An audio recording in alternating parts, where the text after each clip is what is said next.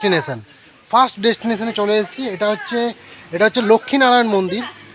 এখনো অবধি আমরা আমি আর করবো না। Hello everyone, welcome back to our channel.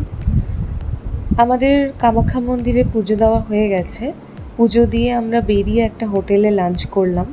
Lunch করে এখন আমরা বাড়ি যাওয়ার কথাই হয়েছিল, কিন্তু সবাই মিলে ভাবলাম যে সামনে যদি কোনো কিছু থাকে তো সেটা ঘুরে আসাই যায়। তো আমাদের যাওয়ার পথে বালাজির মন্দির পড়বে। তো চলো তোমাদের সাথেও শেয়ার করব বালাজির মন্দিরটা কেমন। চলো দেখতে থাকো ব্লগটা।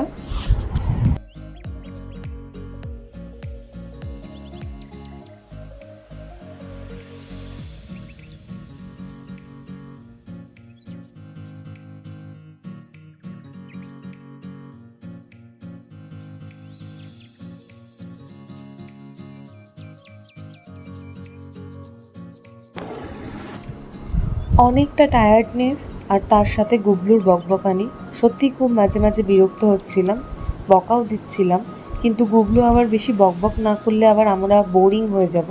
তো সবটা মিলিয়ে আমরা চলে এলাম বালাজির মন্দিরে। খুব সুন্দর কিন্তু বাইরে থেকে লাগছে মন্দিরটা, পুরোটাই সাদা। চলো তোমাদেরকে ভেতরটা দেখাবো।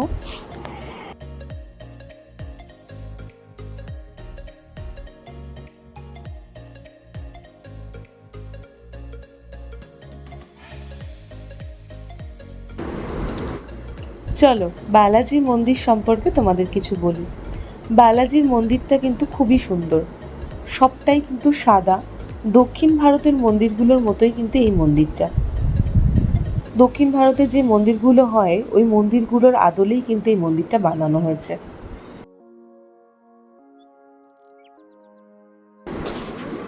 বালাজির মন্দিরে কিন্তু 3টি ভগবানের মূর্তি দর্শন করলাম।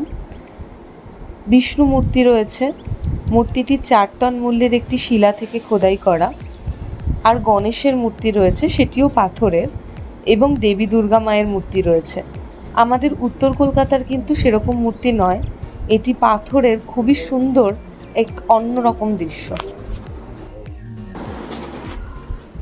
মন্দিরের ভেতরটা কিন্তু খুব শান্ত, এবং বসে থাকলে কিন্তু অনেকক্ষণ বসে থাকা যাবে। কোনো ডিস্টার্ব নেই, কোনো আওয়াজ নেই, হালকা একটা মিউজিক চলছিল, খুব ভাল লাগছিল।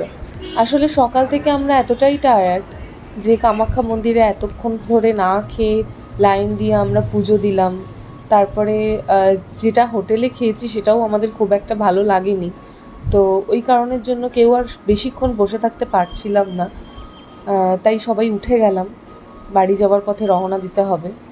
আর এখান থেকে দাদার বাড়ি অনেকটাই দূরে, তাই বেশিক্ষণ আর থাকা হলো না।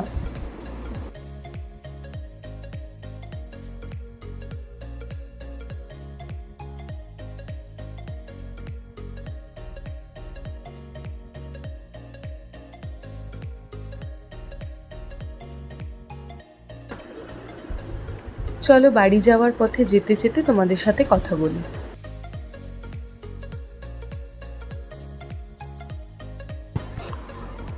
বাড়ি যাওয়ার পথে যেতে যেতে আমাদের প্ল্যান হচ্ছিল যে কালকে আমরা কোথায় যাব।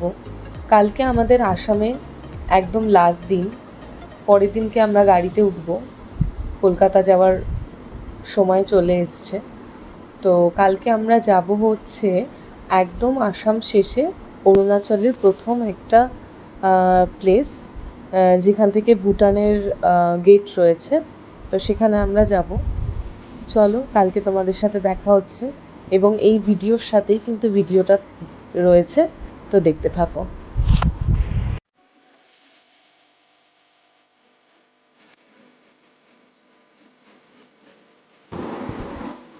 কোনো জায়গায় ঘুরতে যাওয়ার কথা শুনলেই প্ল্যানিং করতে থাকি, কী নেব, কী করব, মনের ভিতরে একটা বাটারফ্লাই উঠতে থাকে।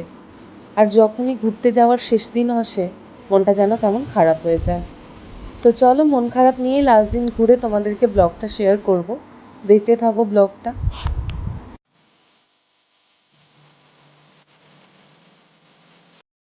Good morning everyone. এখন ঘড়িতে বাজে হচ্ছে 8:45 আর 8:47, তো আমরা বেরোবো, অনেক সকালেই বেরোনোর কথা ছিল, কিন্তু এখানে যা বৃষ্টি হচ্ছে মানে এখনো পর্যন্ত বেরোনো সম্ভব হয়নি। তো আমরা ব্যাক ক্যামেরা করে দেখাবো, একটু ঝিরঝির করে বৃষ্টি হচ্ছে।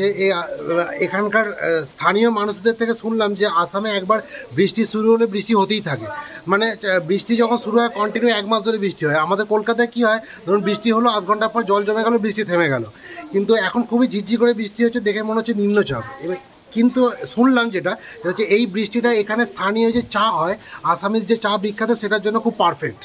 তো আমরা বেরোবো আজকে। আমরা কোথায় যাচ্ছি সেটা বলো। আজকে আমরা যাব অরুণাচলের দিকে। তো অরুণাচলের কিছু মানে আসাম লাগোয়া বর্ডারের যে কিছু কিছু স্পট আছে সেগুলো ঘুরবো, আর ওখান থেকে ভুটান বর্ডারটা দেখবো, যদি পারমিশন পাই ভুটানের মধ্যে একটু পায়ে হেঁটে, গাড়ি নিয়ে নয়, পায়ে হেঁটে একটু ভেতরে ঢুকবো। তো ওগুলো সব আমরা ভিডিও আপনাদের দেখাবো। গাড়িতে উঠে পড়লাম ভৈরবকুণ্ড যাওয়ার উদ্দেশ্যে। তো চলো, শুনছিলাম কালকে থেকে যে ভৈরবকুণ্ড নাকি খুব সুন্দর প্লেস, তো চলো তোমাদেরকেও দেখাবো।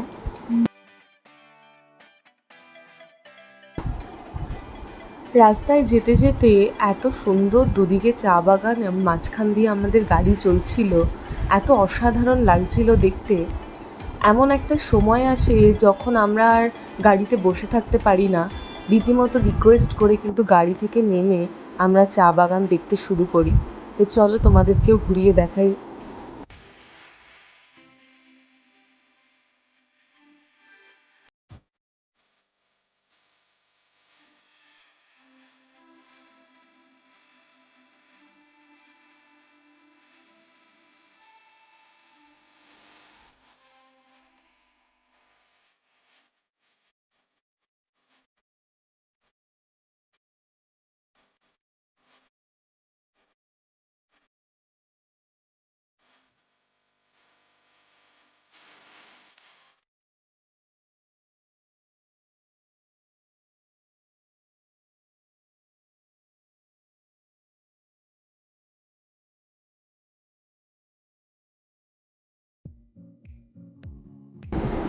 আজকে আমাদের আসাম যাত্রার কিন্তু লাস্ট ডে। তো লাস্ট ডের কিন্তু প্রথম আমরা একটা প্লেসে ভিজিট করতে এলাম, যেটা হচ্ছে লক্ষ্মীনারায়ণ মন্দির। মন্দিরটা খুব সুন্দর, সামনে খুব ভীষণ একটা বড় মাঠ টাইপের রয়েছে, খুবই সুন্দর। তো চলো মন্দিরটা তোমাদেরকে ঘুরিয়ে দেখাই। অ্যাকচুয়ালি ব্যাপারটা কি হয়, এখানে এখানে বড় বড় করে লেখা থাকে গেটের বাইরেই যে ফোন অ্যালাউ নয়, ফটো তোলা যাবে না, ভিডিও করা যাবে না। তো যতটা সম্ভব তোমাদেরকে দেখানোর চেষ্টা করেছি দেখানোর। তো এর থেকে বেশি পরিমাণে ভিডিও বা যদি মনে হয় কখনো কারোর যে আরেকটু ভালো করে দেখানো যেত, তো সেটা আমাদের মাঝে মাঝে একটু অসম্ভব হয়ে দাঁড়িয়েছিল, তাই সেরকমভাবে দেখাতে পারিনি।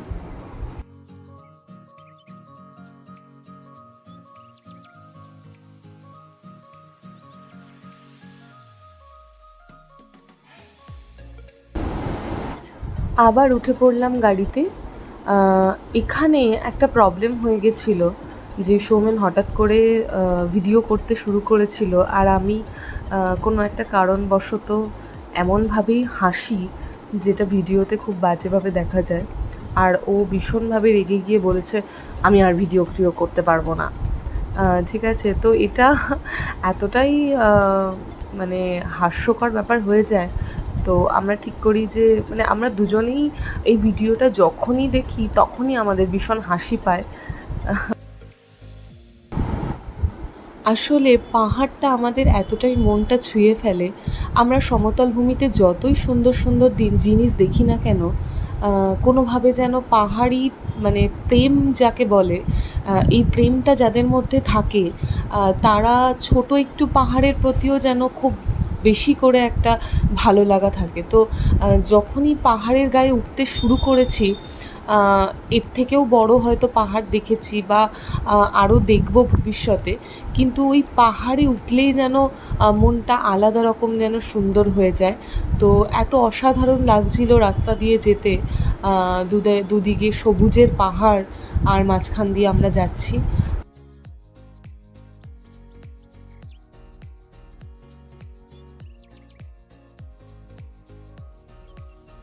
এবার আমরা যেতে চলেছি মেন যে কারণের জন্য আজকে আমাদের আসা ভৈরবকুণ্ডু। ভৈরবকুণ্ডুর হচ্ছে একটা পিকনিক স্পট বলা হয় এখানে। এই অঞ্চলটাকে বলা হয় হচ্ছে অরুণাচলের শুরু। অরুণাচল শুরু হচ্ছে এবং ভুটান একদিক থেকে শুরু হচ্ছে এবং আসাম একদিক থেকে শেষ হচ্ছে। তো এই ৩টি জায়গার মিলনকেই কিন্তু ভৈরবকুণ্ডু বলা হয়। তো চলো তোমাদেরকে দেখাবো ভৈরবকুণ্ডু কেমন কী বৃত্তান্ত।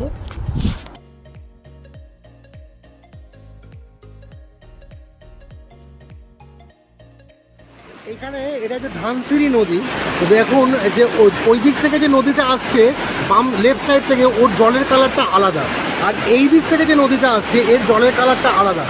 ওইখানটা একটুখানি আমি জুম করে দেখাচ্ছি, ওখানটা দেখলে বুঝতে পারবেন যে দুটো জলের কালার আলাদা।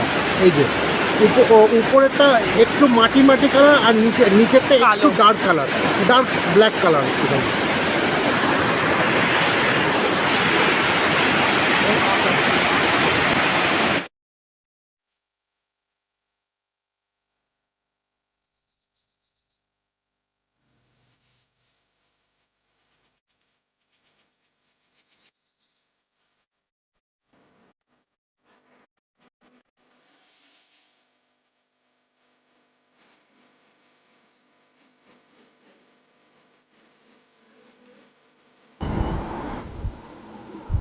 পাহাড়ি অঞ্চল, ঠান্ডা ঠান্ডা পরিবেশ, তার মধ্যে আমাদের কিন্তু গরম গরম ম্যাগি দিয়ে আর চা দিয়ে কিন্তু খুব সুন্দরভাবে ব্রেকফাস্ট কমপ্লিট করে কিন্তু আমরা ভুটানের দিকে রওনা দিলাম। চলো তোমরা ভুটানের গেটটা তোমাদেরকে দেখাবো। আমরা ভুটানের কিছুটা উপরে যাওয়ার কথা রয়েছে।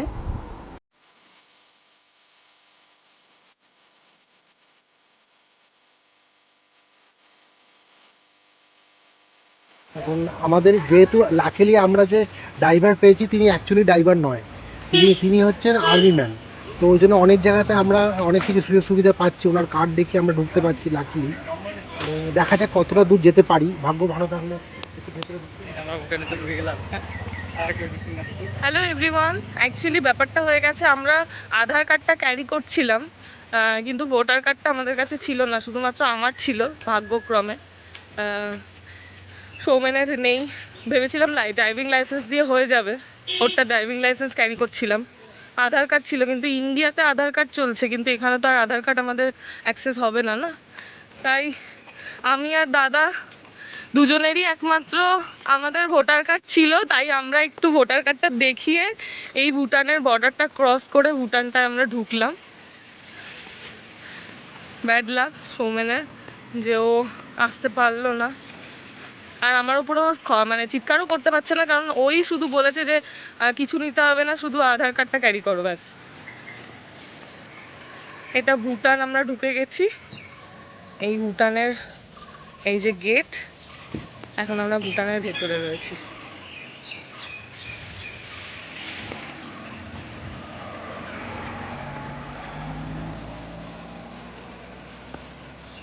আমাদের অ্যাকচুয়ালি ওয়েদারটাও খুব স্বাদ দিয়ে দিয়েছে, আজকে খুব একটা রোদ্দুর বা কিছু নেই।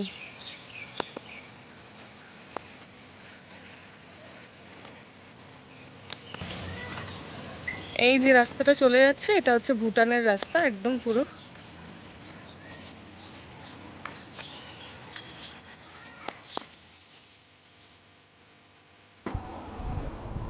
গরম গরম বিরিয়ানি দিয়ে কিন্তু আমাদের লাঞ্চটা দারুণ হলো।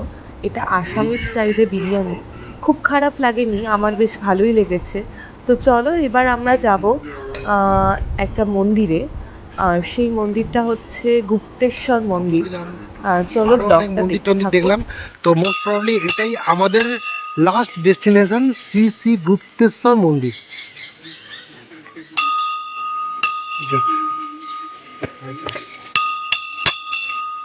ভেতরে শিবের মন্দির আছে, শিবের মন্দির। এটা এটা একটা পাহাড়ের মধ্যেই জায়গা, বহুত বহুত পুরানো মন্দির, জায়গাটা খুবই অদ্ভুত।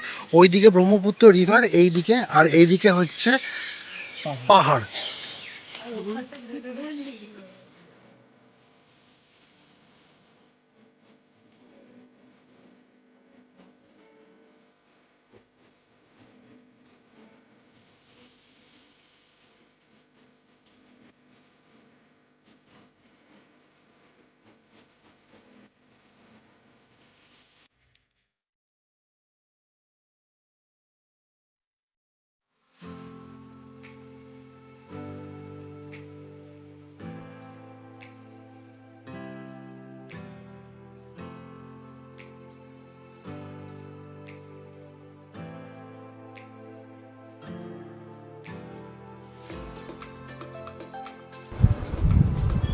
এই যে তোমরা ত্রিশূল ভরা যে গাছের মতো দেখতে পাচ্ছ, এটা কিন্তু এখানকার ভীষণভাবে ঐতিহাসিক একটা ঘটনা, যে বহু যুগ থেকেই কোনো মানুষের কোনো মনোইচ্ছে যদি পূর্ণ হয় তবে কিন্তু সে অন্য কোনো কিছু এখানে দান করে না। এখানে তারা ত্রিশূল দান করেন এবং ঘণ্টা দিয়ে যান, যে কোনো জায়গায় বেঁধে দিয়ে যান ঘণ্টা। এবং কোনো কারোর অনেক বড় কিছু মনোইচ্ছে পূর্ণ হলে কিন্তু মানত করা থাকে যে সে ছাগল বলিদান দেবে না, কিন্তু ছাগল তার নাম করে কিন্তু এখানে ছেড়ে দিয়ে যাবে। তো এটা কিন্তু আমরা এখানে দেখলামও এসে।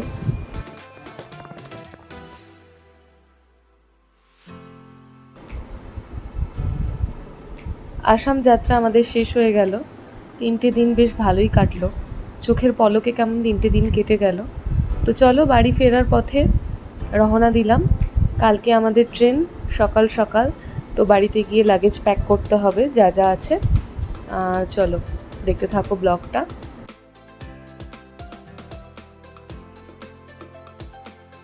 Good morning everyone. তো আমাদের ট্রিপ শেষ, আমরা এবার চলে যাব। তো এটা হচ্ছে একটা আসামের সিম্বলিক একটা ড্রেস, যেটা মোস্ট প্রবলি গামছাই আছে না গোপাল? হ্যাঁ, গামছাই আছে। তো গোপাল আমাদের ওখানে উত্তরীয় বলে এটা। আমাদের এখানে এটাকে উত্তরীয় বলে, এটা আসামে গামছা বলে। এটা আসামে খুব বিখ্যাত। তো এইটা এটা উত্তরীয় বলে। এইটা হচ্ছে এটা বৌদি আমাদের সবাইকে গিফট করলো।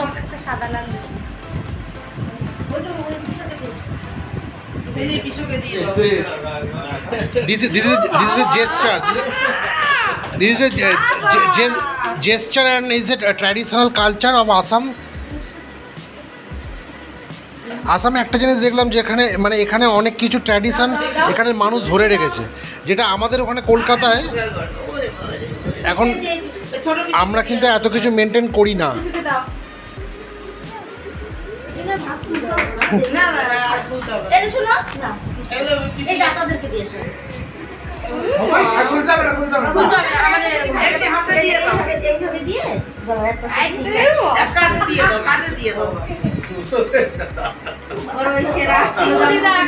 চারটা মামা আসছিল, সবাইকে দিয়ে ফটো টটো করে দিয়ে গেছে।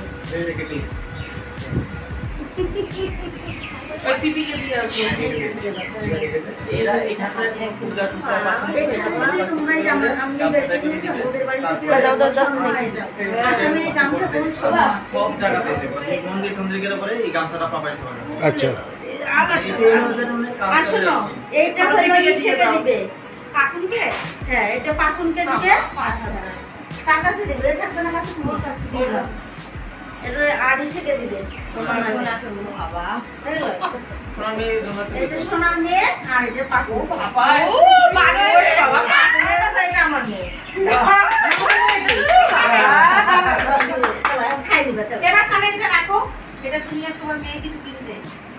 আর একটা জিনিস আমি একটু দেখাই, এটা এই জিনিসটা এটাও এখানে আসামের একটা সিম্বল।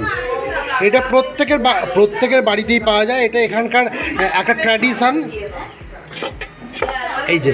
এই জিনিসটা এটা আমাদের দাদা বললো যে এই জিনিসটা এটা এখানের ট্র্যাডিশন, এখানে আসামের সমস্ত জায়গাতে এটা পাওয়া যায়। আর একটা জিনিস আমি একটুখানি দেখাই, অ্যাকচুয়ালি অনেক কিছু দেখাতে ইচ্ছা করছে। আর একটা জিনিস একটুখানি দেখাই, এখানে এই যে ওয়ান হর্ন যে রাইনো, এই রাইনোসেরাসের স্ট্রাকচারটা সমস্ত জায়গায় দেখা যায়। যেমন এখানে যে বাইরের টবেতে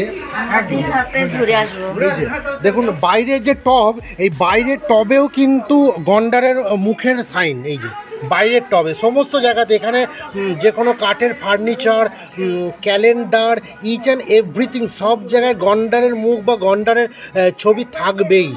বাড়িতে যে ওই ভান্ডারগুলো আমরা রাখি, লক্ষ্মীর ভান্ডার, যাতে আমরা 1 টাকা 2 টাকা করে টাকার কয়েন ফেলি, সেখানেও গন্ডারের মুখ সমস্ত জায়গাতে। আমরা ফাইনালি ট্রেনে উঠে পড়েছি। মনটা একটু খারাপ লাগছে, কারণ চলে যাচ্ছি। মোটামুটি 4 দিনের ট্যুর ছিল, যাতায়াত মিলিয়ে মোটামুটি 1 সপ্তাহে। কারণ বুধবার দিন সন্ধ্যে 6:30টায় ট্রেনে উঠেছি, ট্রেন লেট ছিল, 7:30টায় ট্রেনে উঠেছি। আর আজকে হচ্ছে সোমবার, ট্রেনে উঠলাম, কিন্তু আমরা নামবো হচ্ছে কালকে মঙ্গলবার দিন 11টার সময়। তো এই হচ্ছে রাঙাপাড়া নর্থ স্টেশন, এই যে রাঙাপাড়া নর্থ স্টেশন।